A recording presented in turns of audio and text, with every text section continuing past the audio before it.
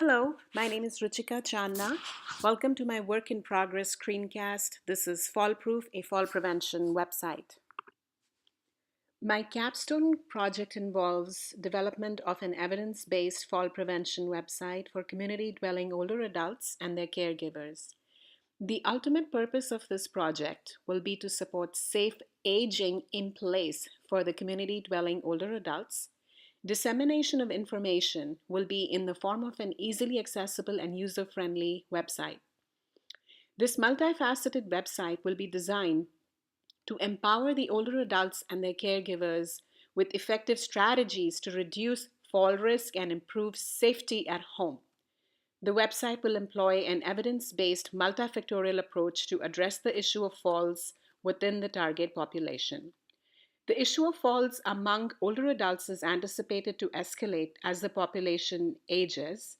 Therefore, this website can act as an easily accessible, readily available, and cost-effective educational online resource for the target population and offer practical solutions to address the issue of falls by refreshing their knowledge about the factors that can act as facilitators or barriers for their safety. To start off the rationale behind this project, it's important to define what a fall actually is. Falling is defined as the act of unintentionally coming to rest on the ground, floor, or any other lower level. According to the statistics provided by the Centers for Disease Control and Prevention, 1 out of every 3 older adults fall, and 2.5 million older people are treated in emergency departments for fall-related injuries each year. Out of the huge 2.5 million people treated in emergency rooms for fall-related injury, about 700,000 are hospitalized annually. Falls also account for 95% of all hip fractures for older adults and are the most common cause of traumatic brain injuries.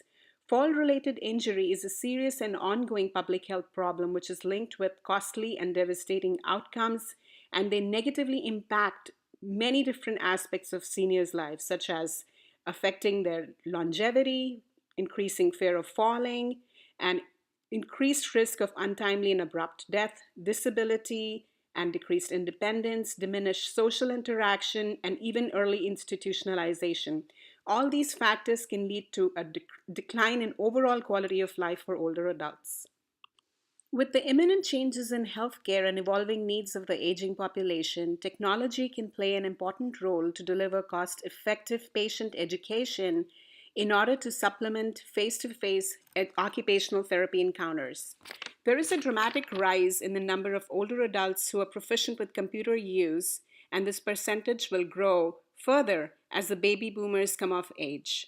This website has the potential to contribute towards the health promotion endeavors endorsed by the Public Protection and Affordable Care Act, and also has the potential to reduce the financial burden on the healthcare system. There is a plethora of literature pertaining to fall prevention for community-dwelling older adults. A Cochrane review conducted by Gillespie et al. Studied 159 trials, including randomized controlled trials and quasi-randomized trials. Additionally, Arbisman, Chase, and colleagues also conducted a systematic review as part of an evidence-based project for AOTA. They analyzed and synthesized information from 33 articles, including 31 Level 1 randomized controlled trials and 2 Level 2 studies. Both these reviews strengthened the evidence about the efficacy of multifactorial and multi-component interventions to reduce the rate of falls and fall risk in the elderly population.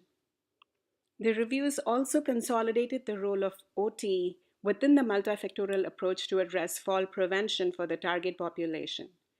Shepins and Associates performed a meta-analysis of 20 studies and concluded that low fault-related efficacy decreases occupational engagement. Trying to put these statistics in perspective and relating them back to the rationale for this capstone, it is crucial to recognize the complexity and the magnitude of the issue of falls within the elderly population. It is vital to form links between the existing literature and further the evidence available and offer solutions to confront this complex issue. My website will have several components organized to allow for easy navigation for the users. To start off, there will be a clear definition of what a fall actually is. The website will have tables and figures dedicated to fall facts and statistics. There will be a list of frequently asked fall-related questions, and there will be answers provided to the questions. There will be a section dedicated to providing brief information about currently existing physical activity programs, example, the Otego, Stepping On, Tai Chi, Matter of Balance, and the Life program. Furthermore, there will be videos of how to get out of bed safely, how to get out of a chair safely. There will also be a detailed video to teach the users how to recover from a fall in the event of a fall. There will be a general health questionnaire in the website to help the users understand what the personal and physical factors are that put them at a risk for falling. There will also be a home hazards checklist and recommendations for solutions. Implications for occupational therapy. The Fallproof website will align with the AOTA Centennial Vision because it will employ scientific and evidence-based approaches to confront the issue of falls in the community-dwelling older adults. In doing so, the website will address the occupational needs of a key population and will allow the profession of occupational therapy to emerge as a prominent and influential profession. This website will further align with the AOTA Centennial Vision through the use of leadership, by linking scholarship to intervention, by improving the visibility of the profession of OT, and helping humanity increase its healthiness and well-being. This website is guided by the Occupational Therapy Practice Framework. It will enable the users to develop self-efficacy, self-awareness, and insight in relation to their personal fall risk and facilitate self-management of their fall risk. It will also address deficits in body functions and body structures and will offer ways to modify and adapt the environment and tasks to restore occupational performance. The American Geriatric Society and British Geriatric Society have endorsed the multifactorial approach and compiled a clinical practice guideline geared towards prevention of falls in older adults. Occupational therapists can have a vital role within the assessment and intervention aspects of the multifactorial approach for fall prevention because they are uniquely qualified to address each component of the multifactorial fall prevention approach by employing a client-centered and integrated perspective. Peterson and Associates have determined that OT practitioners have the capacity to develop, deliver, and modify fall prevention programs for populations. The authors have determined that it is critical for OT practitioners to seize the practice and research opportunities available to them. The authors have alluded that by assuming lead roles in fall prevention programs in several settings, OT practitioners will augment the visibility of the profession of occupational therapy and enhance the influence of occupational therapy on fall prevention policies. Reflecting on the progress with the implementation of my capstone project, I believe I have come quite some ways from when we were on site last. About 75% of the website design has been completed and the entire outline has been created. Videos and pictures to be embedded in the website have been shot and uploaded. New marketing flyers have been designed to include a link to the Fallproof website. Permissions and consents for use of specific materials have been acquired. A general health review questionnaire has been created.